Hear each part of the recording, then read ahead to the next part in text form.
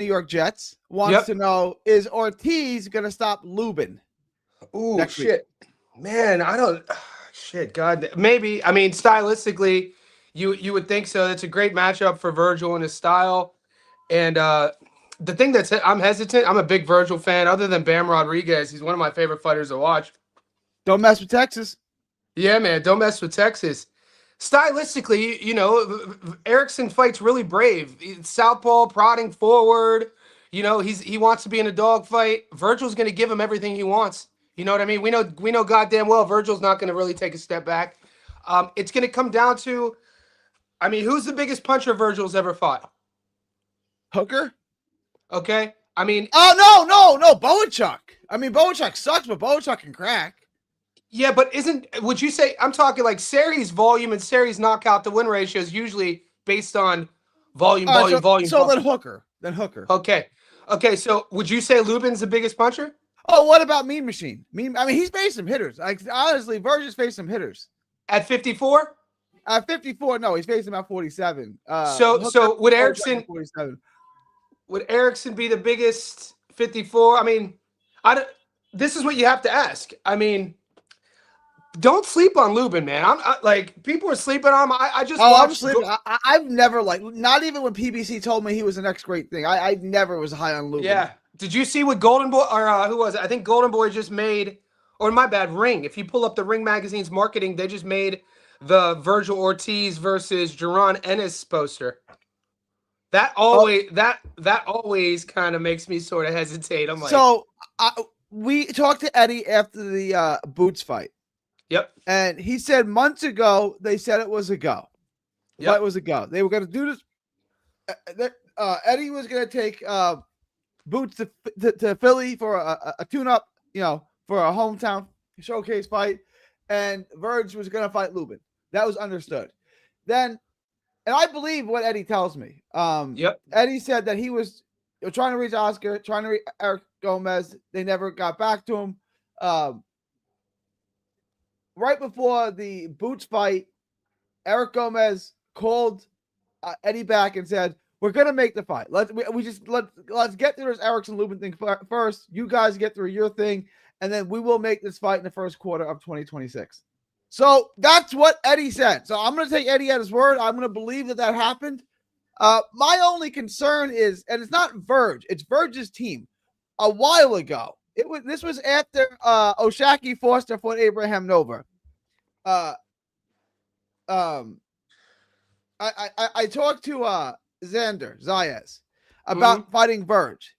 Yep. I said, there's rumors that you're going to fight Verge. He said, yes, those are absolutely rumors. So the plan is I'm fighting Puerto Rican Day Parade, tune-up fight, and then I'll be back by the end of the year to fight Verge. Like, there's definitely smoke to those rumors. We've definitely had those discussions. That's definitely a fight that I plan on having at the end of the year. The interview is still on my page. Okay. I talked to Robert Garcia. I asked Robert Garcia the same question. He's like, "No, we're not fighting him." So no shit. Yeah, and it was like maybe a month apart, right? And Robert Garcia just dismissed, like, "No, we're not fighting him." So which tells me two things: they were discussed, and Robert Garcia didn't want the fight because Xander was all about it. So what I'm saying is, it's possible that Golden Boy and Verge's team don't want these type of fights. I know Verge personally. Verge will fight anybody. If a heavyweight knocked on Verge's door and said, "Let's fight," Verge would fight him.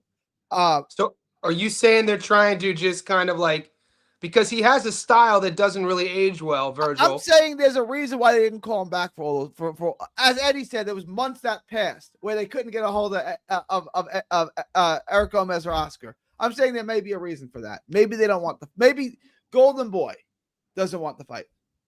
I mean, and you have to remember though that going from, because I'm looking at his box rec right now. I mean, he moved up. I think wasn't Frederick Lawson his first fight at 54? That was at 54, yeah. Yeah. So, but then he had almost a year and a half off. He was struggling with rhabdo at 47. Basically, that an outcome of overtraining. A lot of CrossFitters get rhabdo, and you could die from it. Your kidneys could be failing. And so this kid is just known for naturally just leaving everything in his training. And you need people, you need coaches to kind of pull you back. Maybe they just saw so. I mean, you got to trust RGBA. You know, Garcia knows what he's doing. For sure. Garcia is one of the best in the game. Hey, sure. here's something I wanted to ask you, and the reason why I'm not trying to put you on the spot, I wanted to put myself on the spot, so I'm trying to double check. Who's the last southpaw Virgil fought? Hooker? I mean, has Hooker's listed as an orthodox fighter. Did he switch? Is Hooker a switcher? Am I bugging? Well, he fought Hooker in 2021. Some BoxRec doesn't always get it right. I'm sure the chat will let us know. Sometimes the BoxRec has it flipped. Hooker's listed as an orthodox fighter. No, you're right. Hooker's orthodox. Wait. Yeah, he's orthodox. Hooker, Mean Machine, McKinson, Lawson, Delorme, Boacek, Madrimov, all orthodox fighters. I only bring that up because Lubin is a southpaw. He's a big one. He's going to be the bigger, Virgil's going to have to answer some questions he hasn't had to answer yet at 154. That's all I'm saying. Southpaw, big puncher. He's going to be right in front of him. Virgil, he's been dropped. I've never really seen Virgil been hurt, though. He's been kind of skinned. Didn't you say that you liked fighting southpaws in the pocket? I didn't. I hated it. But didn't you say you liked fighting southpaws? Personally, I love fighting southpaws in the pocket. That's weird. Yeah. Now, granted, I never fought as a pro, and I never fought at the world level. But at the amateur club level and in the streets where I come from growing up, whenever any sparring partner would switch or somebody fucking around the streets trying to talk shit and they're at southpaw, I don't have a plan B, C, or D. My plan A always with a southpaw is to time that lead hand and throw my overhand right over the top. Overhand right over it, yeah. Yeah, and so I'm already fixated. I see southpaw, I'm like, that's what I'm, bing! So I like it, but this isn't fucking Virgil versus Ortiz. Yeah, this isn't Virgil versus Lubin. This is me. Oh yeah, Mikey McKinson. The problem was southpaw. Shout out Struggling Maxing. I knew the chat. You don't look familiar. Sub to my channel. Shout out to you. Appreciate you. I knew the chat was educated. They would let us know. So McKinson, he fought him in 2022. He stopped him in the 9th. Michael McKinson. That was an ugly fight. That was probably Virgil's worst performance. He had a layoff. Yeah, it was probably his ugliest performance.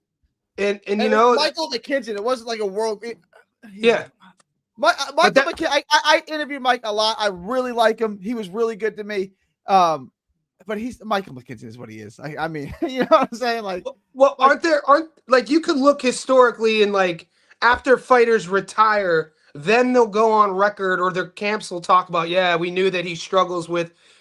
We always wanted to avoid him fighting southpaws because his vision on that. You know what I'm saying? I don't know if that's the thing with Virgil. Some guys don't fight southpaws. Some guys like it. Some guys don't like it.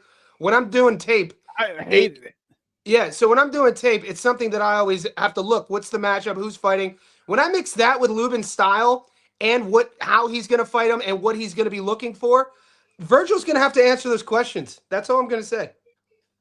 I just can't see this. So, okay. Virgil Ortiz on the inside, in the mid-range and in, is a perfect. He's a beast. He's an animal. He's a force. So I just want to understand this perspective coming from the chat. He's going to go into Virgil's territory and beat him on the inside?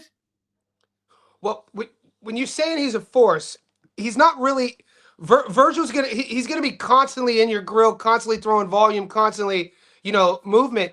But he's not really sitting on too much there. It's not like so I think it's going to be, Lubin's going to be looking to time that. Lubin's going to be the one who's going to be more flat-footed, throwing more power. I bet you that's going to be his game plan. He's going to probably try to catch Verge walking onto something. You want a prediction? If Verge ends up with a body shot, I'm with Daniel Vega. This fight might be Lubin's last one. He's going to get killed. I'm with Daniel Vega. I think it's going to – look, I'm not saying that Lubin's not going to land anything. It's going to be a fight on the inside. He's going to have a couple of moments here and there. He's going to land some shots, but he's going to eat a lot more big shots than he lands, and he's going to get stopped. Like, that's just kind of my take on it. Yeah, like it's the same way Hooker fought him on the inside. Hooker was one, I'm going to trade with him. Okay, and he had some moments. I think it was the 3rd or 4th round. He got things going, and then he got stopped.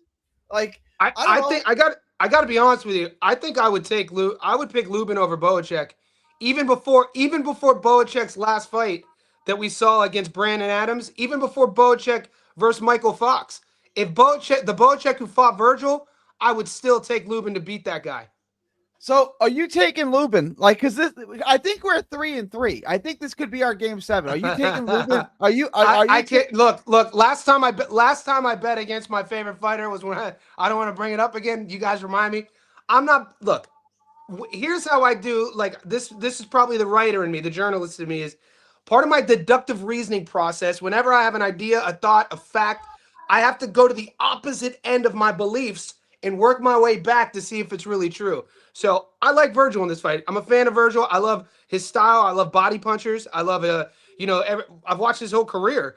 I'm also a fan of Lubin as well. So I love this matchup. I've been excited since it got announced. Fingers crossed in the next few days they don't get hurt. Hopefully we see these guys in the ring. For me, when these guys are getting walked out, this is a fight for me where my palms are sweaty. I'm like, oh, fuck, this shit's going down. Like, I'm super stoked for this fight. So to say I'm taking Eric to win, no. But it's worth it. I have to talk myself through this to see. The chat knows, Julius, what's up, Julius? Julius knows what I'm talking about. It's just kind of how I do my thing. You pull up the odds right now. You like the value on. Let me look. The value really isn't good for Virgil, right? I mean, they got him. No, it was wild. It was like -1,000. It's come down since, but I saw it's still -800. I don't know. I don't love the value on it. That's what I mean. Yeah, the value's not good. If I can get a knockdown prop and there's someone to get knocked down, I would take that. Like either fighter to be knocked down, I would take that. Virgil by KO -135. I'd probably bet that. Or just fight to go the distance. No, I'd probably take that -170, something like that. Do you remember the Fundora fight? Yeah. Go when that fight got stopped in the 9th.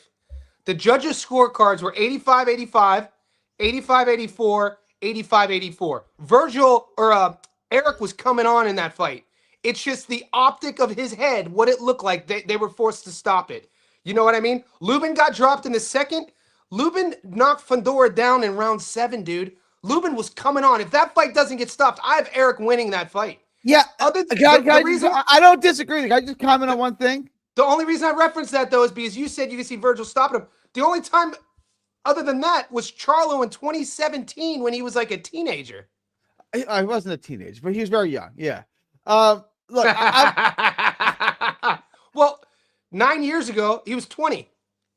Is that all he was? He was 20? He was 20. Wow. He got rushed. Who puts him in a fight with Charlo at 20 years old? My God.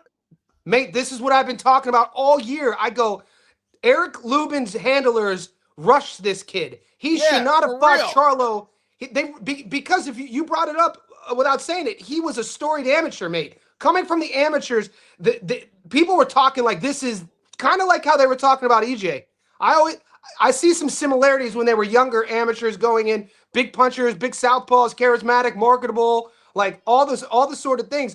And then they handled Lubin way wrong, in my opinion. No, he was 20. If you're putting any 20-year-old in the ring with a Charlo, it's not like you got him manufactured, you got him to some belt, and you had him fight some, interim champ. You put him in a ring with Charlo. That boy knows how to fight, and he can punch, right? You don't put him in a ring with a Charlo. And that's 2017 Charlo. That's 2017 Jermell Charlo. Like, that's him. That's prime. Paulie Malignaggi always tells a story. He had to come from nothing. He had to build his own career. He finally gets the world title shot. And who do I get my world title shot Miguel Cotto. Miguel Cotto, right? My favorite fight. I love that fight. It's one of my favorite fights. I talked to Tommy Rainone about it. Puerto Rican Day Parade. I think it was 2004. Half of the garden was Italian. The other half was Puerto Rican. It was a good fight, dude. Paulie had to come back. He was getting that ass beat for the first 5 or 6 rounds. He lost, but he came back hard in that fight. He came back hard. Boy, it's a sneaky good fight, man. One of my favorite fights. I don't think it's a good idea to box with Verge. I don't really see. So I don't think much. I think Sebastian Fundora, hell of a nice guy. I think he sucks. Like That's crazy. You do? Yeah, I do. I don't rate him at all. No shit. Yeah. No shit. See when I rate him slightly better than I rated Fundora. Than I did Berlanga. And you know what I thought of Berlanga? I know you thought he was. I'm going to use your terminology, dog water. I never heard that before. I never heard of dog water before started listening to your show. I was like, what the hell? But see the way I look at Fundora, was it Brian Mendoza who stopped him? Yeah. Yeah, it was Brian Mendoza who caught him with that punch, and then like the wobbly legs, and so what I see is a kid who's I see the little levels though, man. He's slowly building. I like the adjustments he's made.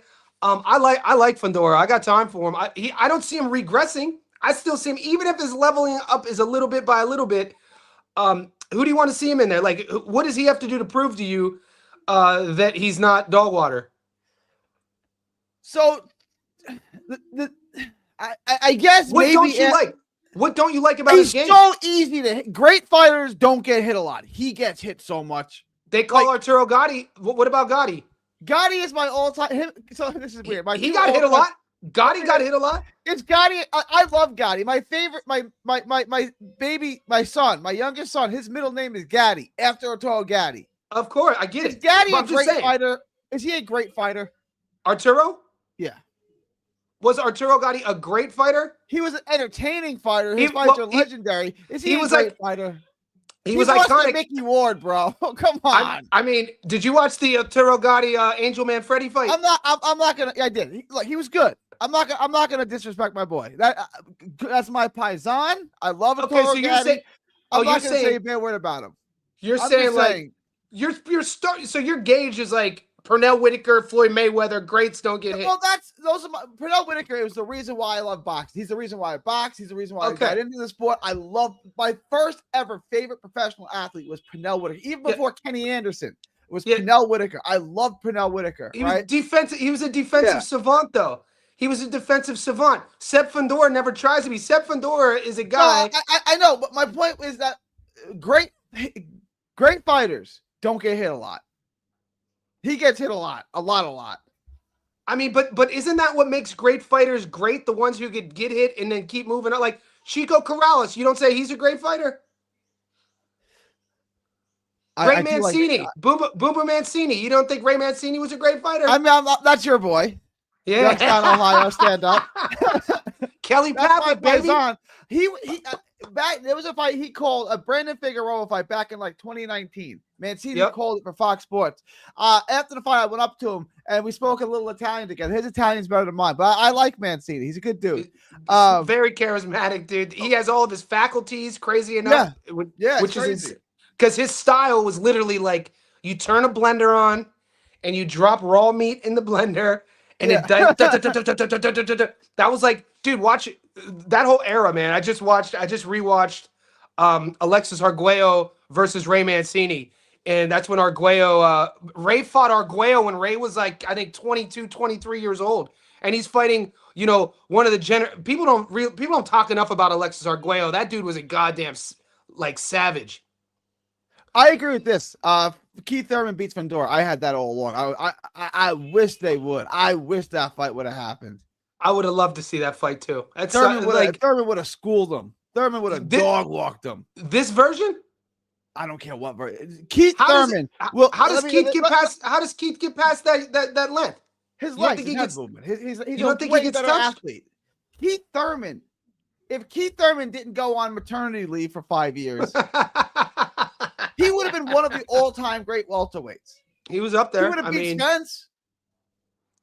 Damn, we got robbed from some good fights in that division. He wanted to get married. He wanted to have a life outside of boxing. I can't begrudge a guy for that, right? Yeah. Like, okay. Damn. But I forgot about that matchup. Robbed of one of the great, one of the great welterweights.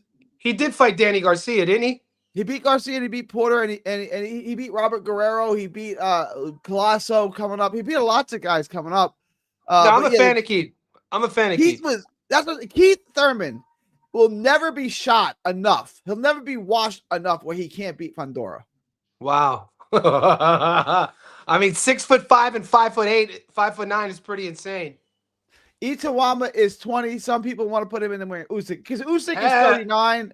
I wouldn't do it, but they're trying to time this right. Like they're trying to have Itawama take the torch. That's why if I'm Usyk, I just retire now. I want to see Moses fight Justice Uni. I know I would never get that fight, but if I want to see if Moses is actually legit. See what he does. How could he handle Hooney? Because Hooney's, boxing wise, Hooney's a nightmare to deal with. I'm not gonna. Arturo Gatti is. I don't like to use the word hero softly. Arturo Gatti and Pernell Whitaker are my heroes. I'm not gonna say anything bad about Arturo Gatti. I got a good. Here's a question about him. Here's a question. I know Grant. His box rec and his paperwork says that he was born in Canada, but he was not Arturo Gatti. Italy. Yeah, but the Canadians try to claim him. So my point is though, Lennox Lewis. They always want to claim everybody who lived in that country. Here's my thing though. Lennox Lewis too. Well, it's kind of like I have a Mexican friend that I grew up in Youngstown. He's actually connected to RGBA's camp. Shout out to James Dominguez. He tried telling me Roberto Duran was Mexican. I was like, "What are you talking about, dude?" Roberto Duran's dad was Mexican. His dad was in the Mexican military. Like his mother. Mexican. Oh, his mother was Mexican. Mother. Yeah. We are our father's sons. That boy is Panamanian. So anyway, my question though about back to Gotti. Other than Muhammad Ali, North American boxing icons, who is the biggest iconic boxer after Ali? North American, like fan base sort of. Would you say Tyson? Probably. I don't have the answer. It's just something to think about. Floyd had more haters than he did fans, but that's what made him appealing, was that you either loved him or hated him. Everyone kind of liked Tyson. Like, everyone was enamored by Tyson. All right, how about white fighters, North American white fighters after the Ali era? Post Ali era, so 80s and on? Has to be Gotti, right? Gotti and Mancini, yeah. For sure. Your boy's on that list for sure. Everybody loved Kelly Pavlik, and two of those three are from Youngstown. Mm-hmm. Youngstown, stand up! Holla at your boy,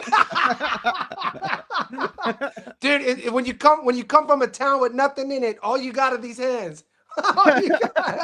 There ain't nothing else, boy. But so Virgil versus. All right. Who are the champions right now? Leave in. Roy's the best, but he was never the most famous. He never had the biggest fan base, but he's certainly the best. I've always said this. Of every fighter I've ever seen who's ever lived, what fighter beats prime Roy Jones? None of them. What division? None of them. Like 160? 68, 75. Yeah. Either one. 60 to 75. Yeah. I've always said this. Does prime Roy Jones beat Ali? Probably. I kind of had to check myself about 2 months ago. We were having a chat like this. There was, I think some other boys were on the chat, and I forgot how long Roy. I said like 5 years. I was like, for like 5 years, Roy was the best of all time. And then I went down a Roy route. I was like, no, it was like 10 years. It was like 10. It was a decade from the James Toney fight to the till Bernard the Hopkins. Yeah. Or I think until the first B-Hop fight. Well, if you say from the B-Hop, it was like 90.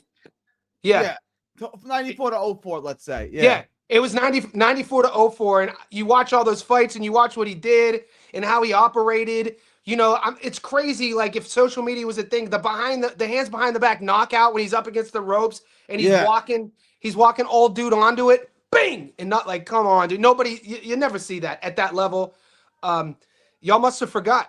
And to this day, that rap song holds up. It's a good song. It's so good. Yeah, it is good. For real, I'd like to see somebody walk out to that still. This is a shame, though. Like, when so I always make the comparison to Ken Griffey Jr. You say my favorite now we're talking, brother. Who's the best you ever? Now, there may be guys who have more accolades, they've accumulated better stats than Griffey, but who's the best baseball player you ever saw with your own eyes? Ken Griffey Jr., it's not even close.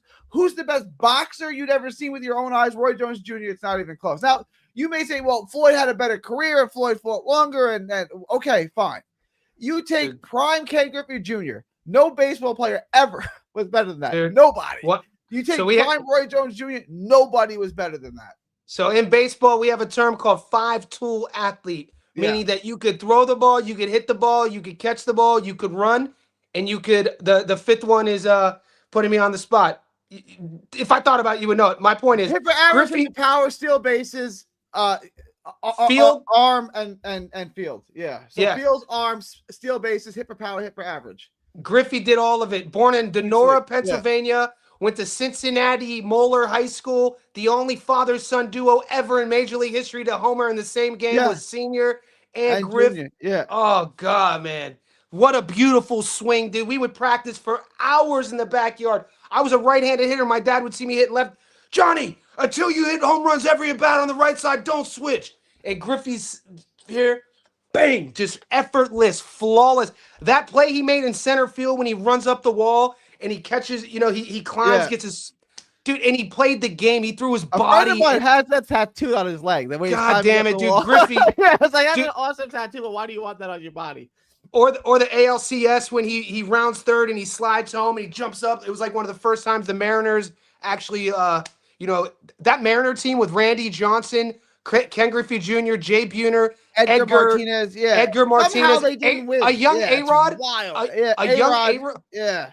insane. I kind of put Seattle always kind of had these weird. Remember when the Supersonics had Kemp, Peyton, and Shrimp. Yeah. and then the next generation of Ray Allen and the kid Kevin Durant. Kevin Durant. What, did they play together? The Durantula. I'm pretty sure. Yeah. You got to look it up. I think I think they crossed. They may have crossed for a year. They may have. Yeah. I want to get to this. What's a All right. lock, Breedy and Johnny, for tomorrow? All right, let's. I'm gonna pull that. You pull the book up. I'm gonna look at mine on my phone. Let's come up with something that I haven't covered, TJ hasn't covered, and you haven't covered. We're gonna have to try to get sexy with it. Let's see. The fights start tomorrow. The fights start in about 14 hours, actually. There's a bunch of these Go on. Yeah, I love the over on Ray. I want to take that. The over on Arthur and Ray. Okay, so Over we got over Go 10 on. and a half. I'm gonna put it in as we do it. Over 10 and a half total rounds in fight. Oh, see, I'm only getting over 11 and a half or under 11 and a half. What's the over paying you? Over 10 and a half is minus 525. What are you getting? Damn. So I'm getting $1.20 on over 11 and a half. That's about the same. Which is that about the same? Yeah. Oh, throw that on there. Yoelvis Gomez. How do we feel about Yoelvis Gomez? So I taped it, but I didn't upload it because one of my boys wanted my opinion, and I owed him a video, and I wasn't able to get to it. So I did a quick rundown.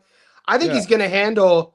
I think he's going to handle Ingram. I don't think Antravius Ingram. When I watch his tape, I think his name is more fun than what he's going to bring into the ring.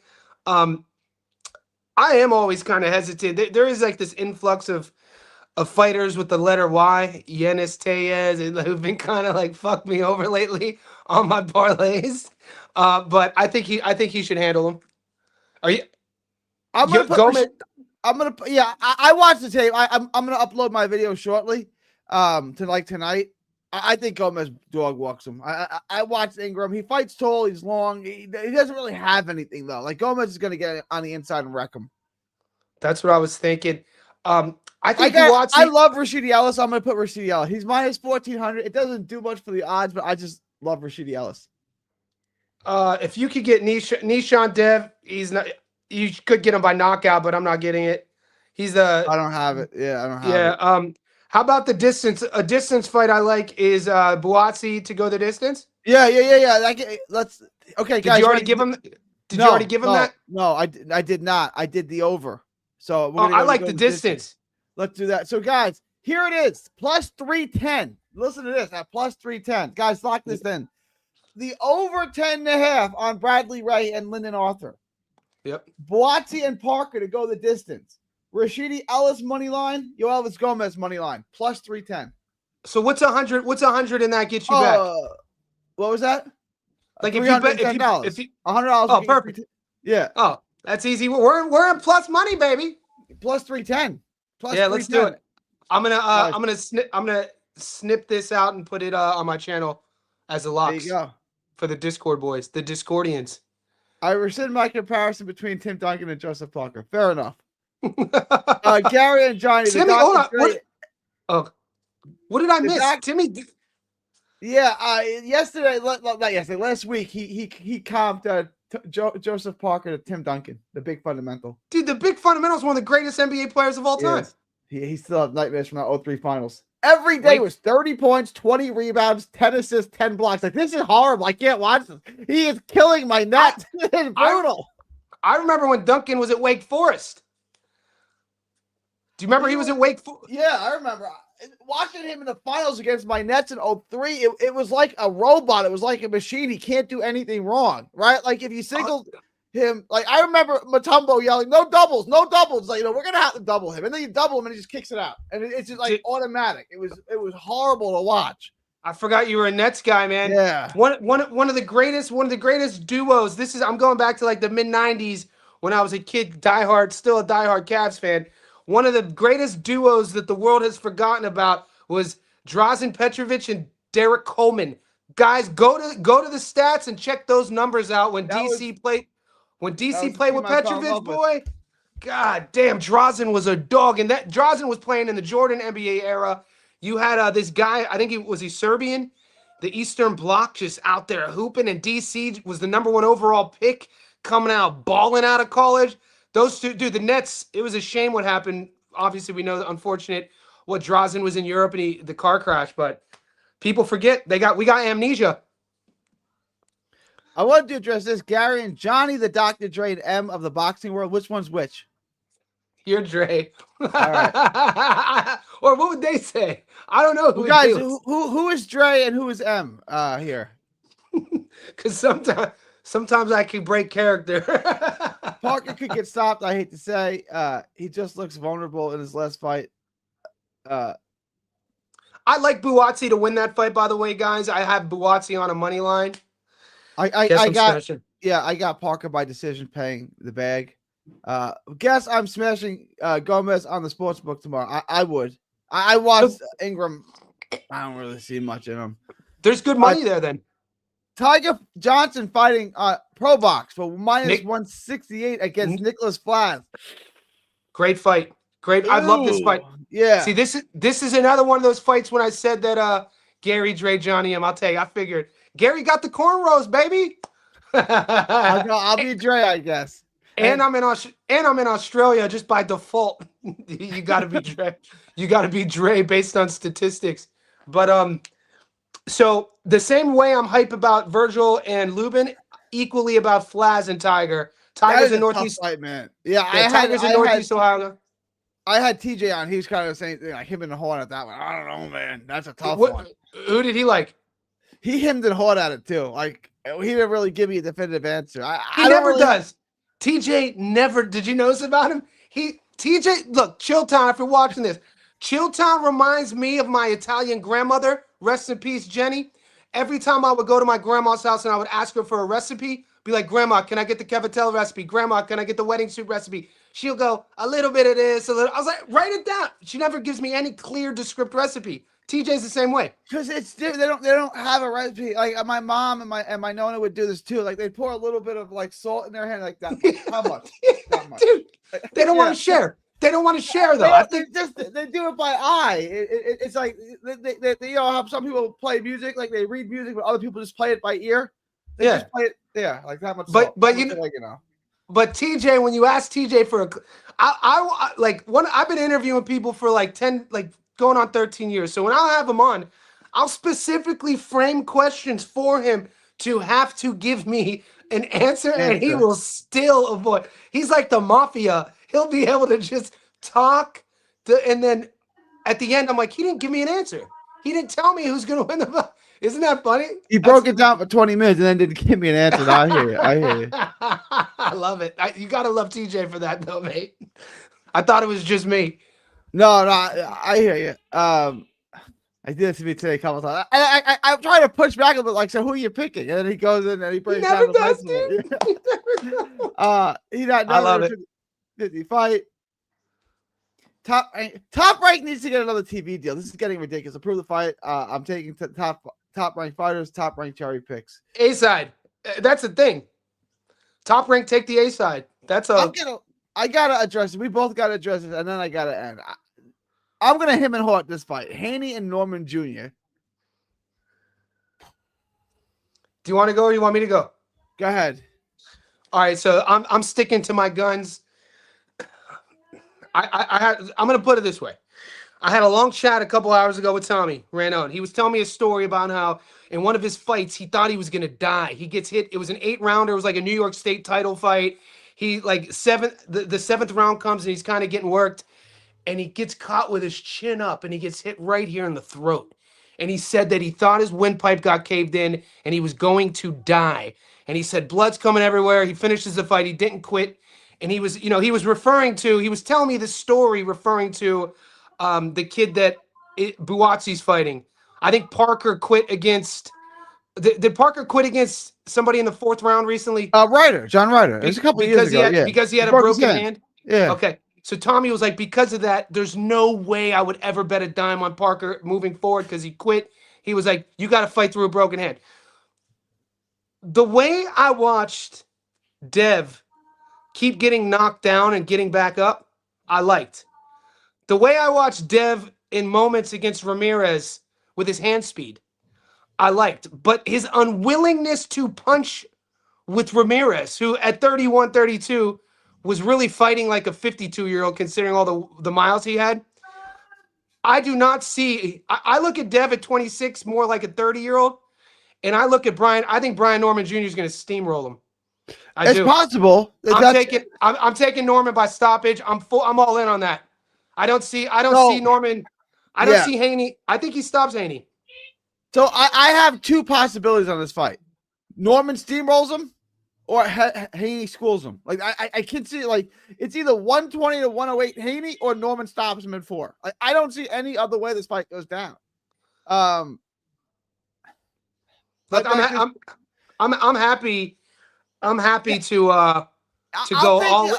I'll take. I'm going all in on Norman. I'll take the other side of the coin on this right now. I may change my mind as we get closer. You're taking Norman by stoppage. I'll take Haney on points. Yeah, that's the move. That's the move. I heard.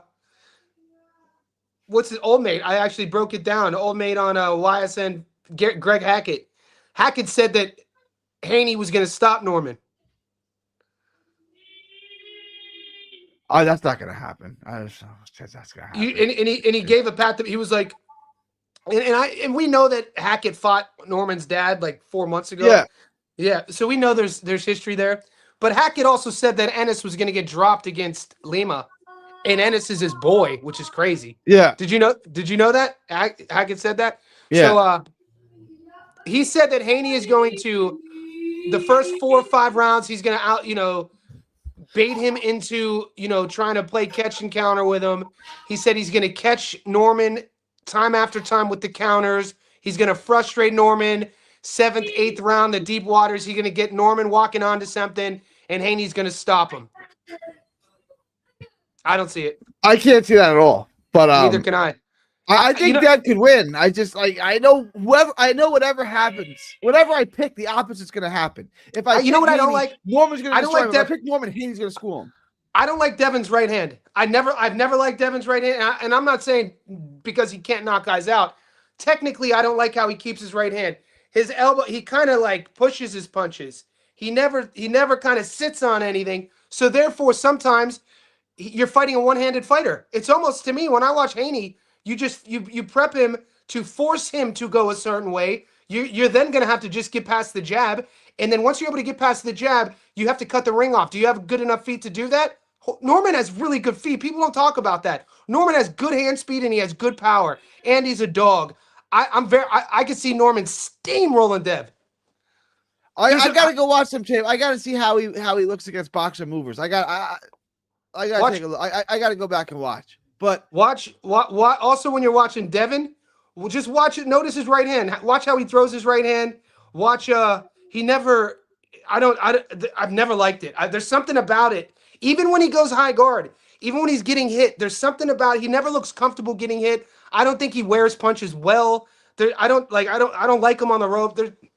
I think he lost to Loma. I think there's a lot of close fights. I thought he lost Loma too, but it was very close. I didn't think it was a robbery. I did think he won. I was texting with 2 of my friends. One had it a draw. I had it for Loma. He had it. The third had it for Haney. It was that kind of fight. So my father always used to say when like flip-flop, like fights that could go either way. I remember the the Tito Trinidad versus Oscar De La Hoya fight. He was Yeah, like, but that's a robbery. That couldn't have gone either way. There's no way Trinidad. And I love Trinidad. I used to just practice my left hook all day as if I would Tito Trinidad. the best left Yeah. hook. But the point though would be is you have two ways to judge a fight. If you want to do it round by round, you could do round by round, which is obviously how these fights are scored. And then you could also judge it on the optic. How did the fight look? Like if this was in the schoolyard and you're fighting and then the teacher breaks it up, who was winning before the teacher got there? Yeah. You know what I'm saying? So when I'm thinking about the optic of a Devin Haney versus Lomachenko fight, Loma won that fight. Optically, I saw Lomachenko winning that fight. I'd have to rescore it. And there was a couple other really close ones too with Dev along the way. We know obviously with Ryan what happened there. All in all, guys, the way this is the career trajectory as well, what he looked like against Ramirez, this version of Norman, he keeps leveling up. Man, I don't think anyone wants to fight Norman at 47. I mean, who's all right? Yeah, we'll see. Maybe I'm too high on Norman. Let me go back and watch some more time. I have my thoughts on Norman. I kind of like this comment. Norman about to trip over his own feet trying to swing at Devin. I get what Boxing Wiz is saying there. But I also want to announce this. Nunez and Navarrete is official. I think it's from March. Hang on. Love it. March. Yeah, yep. March 7th in Phoenix. So shout out. I got to be. Yeah. Yep.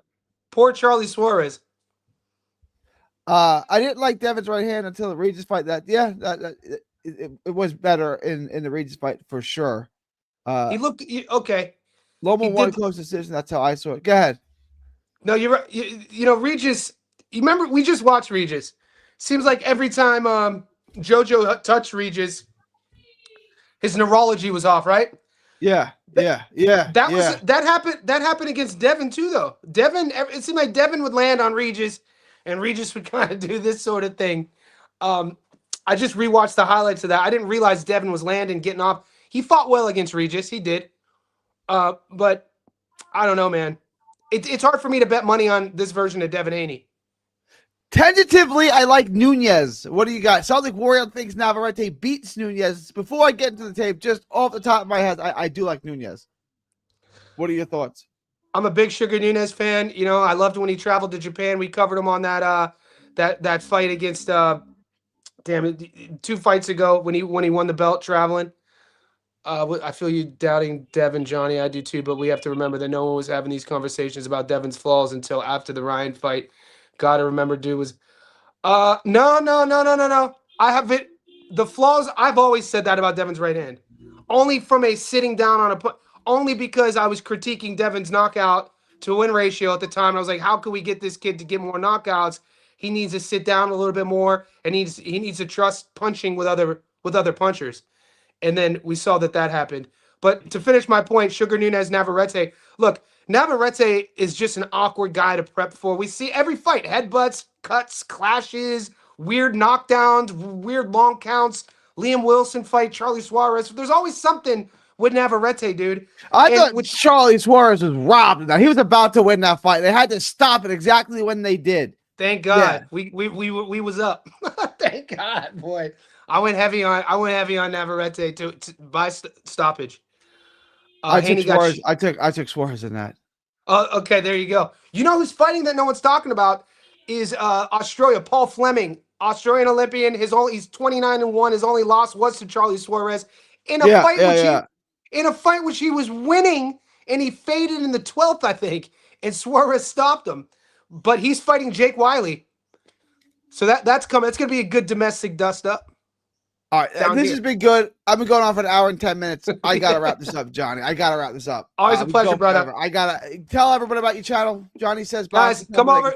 Johnny Says Boxing. Come over there if you haven't already, and if you're here from mine, obviously go to the El Maestro, Gary from 3D Boxing, and good luck with everybody's bets tomorrow, boys. Let's get it. All right, appreciate y'all. October 31st, Halloween 2025. They get you $2 super chat. If you want to shout out your boy, Coach Bermudez says, Coach, this is Coach Bermudez. You know that, right? This is is this for real, Coach Bermudez? Yeah, like for real? Yeah, Yenis Tellez. Yeah. This is it. Thanks for the super chat, big dog. Haven't seen him on a live. He's had a lot of fight. He's been in a lot of fight camps. This is Coach Bermudez. See, you got Coach. I had Fabian Diaz in one of my chats the other day. Yeah. Yeah. All right. Shout out Coach So, Mutas. I got to post answer up in this. My channel guy, too. hold on. Let me answer this real quick. My guy Johnny has a bitter thing with it. It's not a bitter thing with Haney, Coach. I think I might be too high on Norman. See that's where I'm not a hater on Haney. I'm I try to be non-opinionated as possible. I took Devin to beat Ramirez. I took Devin in both George fights. It's not like I'm hating on him. I feel like I'm always more prone for the underdog, though. I don't know who the underdog with the odds on this, but I feel that everything Norman is working towards, nothing's been given. Wasn't he the underdog against Santillan? He was the underdog against Santillan. Then Yeah, probably. he fought Derek Cuevas, and I mean, there were people from the Philly gym saying Cuevas was a big puncher, that he was going to hurt Norman. Norman, did what he did, and then going to Japan against Sasaki with that 26-1. Sasaki at the time had only lost to Andy Hiroka. You know what I mean? So there were some people saying that Sasaki was the guy he was going to. And so because of that and all the videos we cover, I've kind of become sort of a supporter of Norman. I like. He also reminds me of a little Joe Frazier too. All right, I gotta end this. I'm way over. I was supposed to end this like after 45. I was supposed to end this a half hour ago. I appreciate you, Johnny. Appreciate you. Thanks, we'll do Coach. this again Thanks, soon. Coach. Thanks, Gary. Be good. All right, later. Don't miss a tweet, post, story, or video. 3D Boxing is on Twitter, Instagram, and Facebook. Hit the subscribe button now to stay inside the ring.